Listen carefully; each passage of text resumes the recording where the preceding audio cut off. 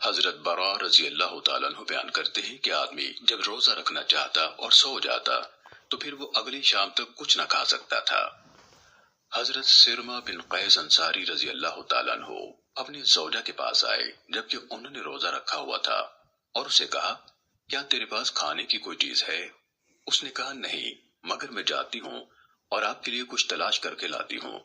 وہ چلی گئیں اور اس اثنا میں سرما کی آنکھ لگ گئی۔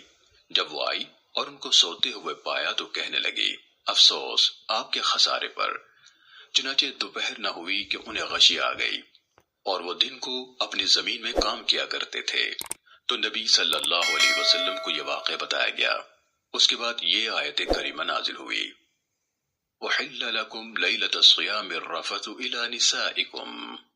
آپ نے من الفجر تک قرات کی، روزے کی رات میں تمہارے لیے اپنی بیویوں سے مباشرت حلال کی گئی ہے، وہ تمہارا لباس ہیں اور تم ان کا لباس ہو۔ اللہ کو معلوم ہے کہ تم اپنے نفسوں کے ساتھ خیانت کر بیٹھتے ہو، سو اس نے تم پر رجوع فرمایا اور تمہیں معاف کر دیا ہے۔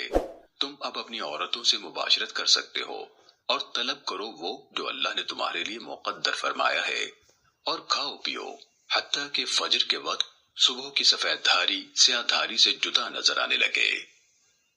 سنن ابو داود حدیث نمبر 2314۔